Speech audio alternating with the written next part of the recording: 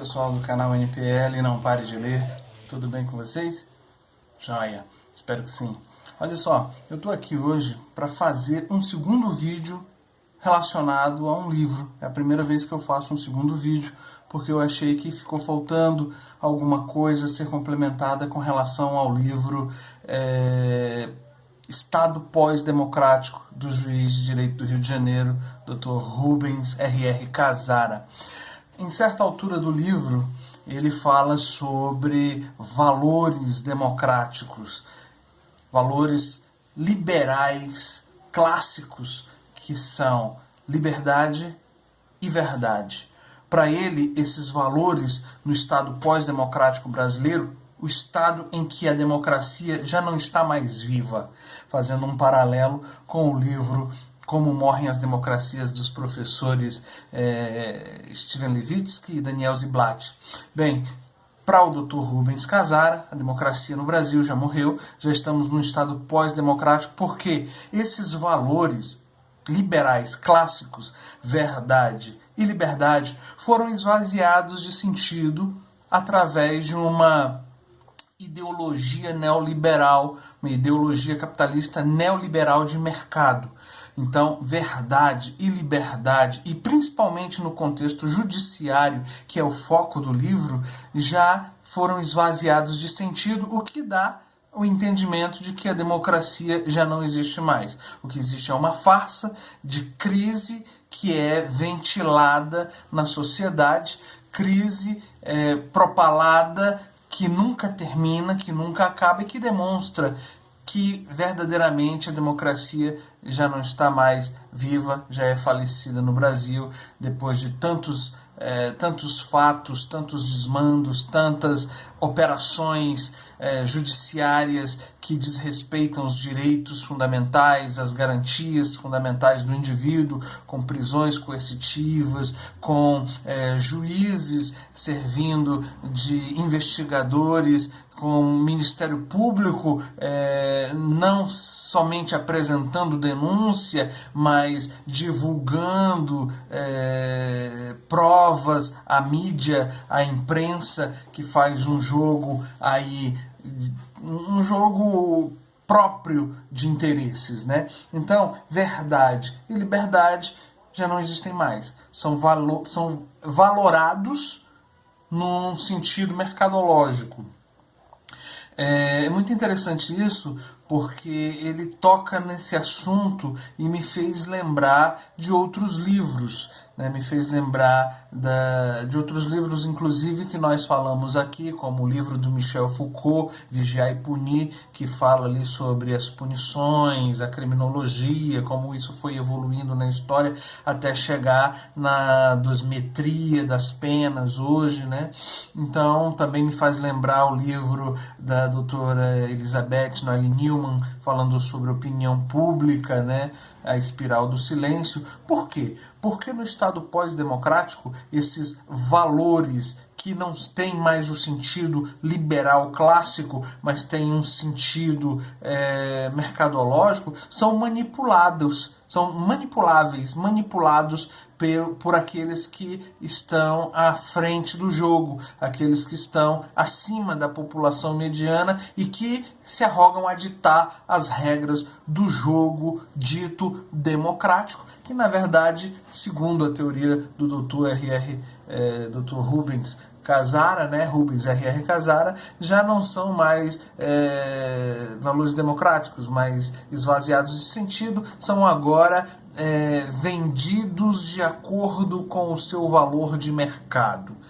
Então, toda essa manipulação do judiciário é ventilada numa mídia corporativa, uma mídia que tem interesses mercadológicos, para a construção de uma opinião pública favorável àqueles que estão à frente desse Estado pós-democrático. Isso é muito interessante, a manipulação da opinião pública através da mídia, através agora das mídias digitais, né, não somente através dos jornais impressos que existem, mas não estão mais tão em voga, mas nem a televisão, nem o rádio, mas agora sim a internet com as suas redes sociais, né? Existe aí também a manipulação dos dados, né, daqueles que estão aí nas mídias sociais. É só lembrar o caso que inclusive tem num documentário da Netflix, Privacidade Hackeada, o caso da manipulação das massas através das redes sociais,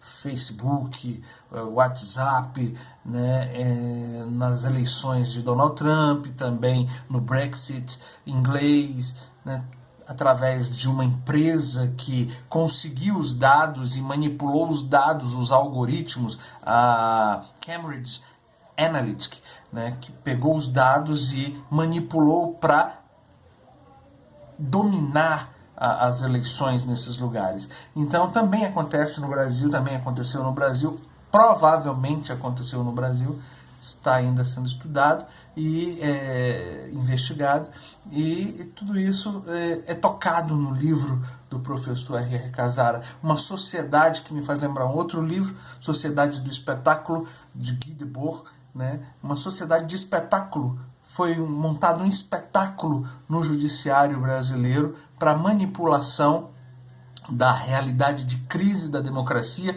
e jogar a força das situações, esse Estado pós-democrático, segundo o qual o Dr. Rubens Casara argumenta que nós vivemos hoje. Então, é só um pequeno adendo, né, para que nós venhamos a ter cada vez mais interesse de estudar o livro Estado pós-democrático, Neoobscurantismo e Gestão dos Indesejáveis. Esse título é muito interessante. A gestão dos indesejáveis. Quem são os indesejáveis? São aqueles que não estão cumprindo um papel de autoconsumo na sociedade brasileira. Aqueles que não produzem e que não consomem. São os pobres, né? Hoje mesmo, hoje é dia 6/11 de 2019, e a mídia tem ventilado hoje que nós chegamos novamente a um patamar, chegamos a um patamar de 13 milhões e meio de miseráveis, né? O Brasil batendo um recorde nefasto, indesejável, mas que infelizmente a nossa realidade precisa ser tocada. 3 milhões e meio de miseráveis. E como controlar esses miseráveis num Estado pós-democrático? Como gerir esses excluídos da sociedade porque não tem poder de produção e de consumo? Esses são os indesejáveis. Através de um recrudescimento, de um endurecimento penal, de punitivo, de punir essas pessoas por pequenos delitos que venham a praticar, às vezes até mesmo por uma questão de sobrevivência. Então o judiciário e a polícia recrudescem, endurecem as suas ações para encher cada vez mais presídios e punir cada vez mais, às vezes até fora daquele que é o ato prescrito em lei, através de torturas, através de homicídios, de execuções sumárias. Inclusive eu estou lendo um livro do atual embaixador Benoni Belli, a tese de doutorado dele, salvo engano, chamada... perdão, me falha agora, mas falando muito sobre a violência do Estado policial, a violência da polícia nas décadas de 90 no Brasil, inspirado na política tolerância zero que foi adotada em Nova York na década de 90, né? Falando sobre democracia e violência. Não recordo o nome do livro, né? Infelizmente, me perdoe. Mas vamos trazer alguma coisa a mais sobre isso. Então, assim se gesta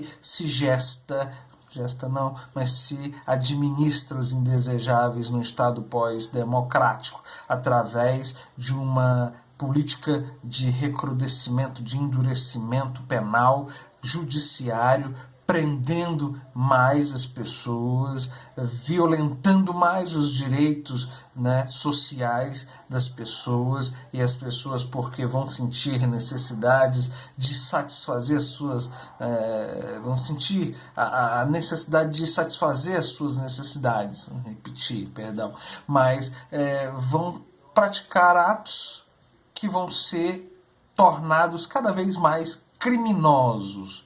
Não são vistas as suas necessidades sociais, não são olhadas de fato pelo Estado e são jogadas aí as responsabilidades de conter essas pessoas através de um endurecimento das leis, de endurecimento penal, endurecimento judiciário, entupindo presídios, construindo presídios, entupindo presídios, cortando gastos na educação, cortando verbas sociais, deixando de olhar o lado social, chamando toda essa necessidade social das pessoas de mimimi e dizendo que o brasileiro não sabe poupar. O brasileiro passa necessidades porque ele não tem condições de poupar. É interessante, né? Poupar um salário de 900 e poucos reais, um salário mínimo de 900 e poucos reais, entre aluguel, entre necessidades pessoais, entre várias coisas que devem ser pagas. O camarada não aguenta, às vezes, né? Não é que isso seja justificativa, mas explica muito. O camarada com um salário desses, com a família de 3, 4 pessoas, não tem condições ou cai na miséria mesmo, engrossando aquele índice de 13,5 milhões que foi falado pela mídia hoje aqui no Brasil, ou ele vai praticar algum crime, e praticando algum crime vai cair nas malhas de um judiciário pesado sobre aquelas pequenas situações, uma polícia pesando a mão sobre essas pessoas para contê-las. Bem, é um vídeo um pouco diferente, eu estou um pouco, vamos dizer assim, movido por uma certa revolta das notícias, mas espero que isso faça parte do teu crescimento, para que você seja estimulado a raciocinar, a pensar. Nos primeiros vídeos do canal Não Pare de Ler, do NPL, eu disse que esse canal tem o propósito de nos elevar, de nos fazer criticar, de ser algo, de ser uma atitude para um enlevo mental, cognitivo. Isso passa pela crítica, isso às vezes passa por uma revolta, e isso passa por uma dedicação ao olhar a situação atual, real, que você vive e tomar uma postura, né, uma posição. Você conhecedor de alguma coisa, não tem como você não se posicionar. Não existe neutralidade quando você entra na seara da crítica cognitiva dos assuntos que fazem parte da sua vida. Então, pessoal, eu quero deixar mais esse adendo. Não sei se eu vou fazer mais um adendo a esse livro, essa resenha desse livro do Dr. Rubens Casara, mas está aí. Espero que sirva para você. Se inscreva no canal, dê o seu like, ative o sininho, faça o seu comentário. Mesmo que você não concorde comigo, faça o seu comentário. Se o seu comentário estiver dentro das bases da boa educação, do diálogo, do raciocínio equilibrado, eu terei o maior prazer em te responder, para a gente trocar ideias. Se o seu comentário partir para a agressão, partir para a estupidez, infelizmente eu vou ter que te isolar. Mas isso tudo faz parte, ok? Isso aí, não pare de ler.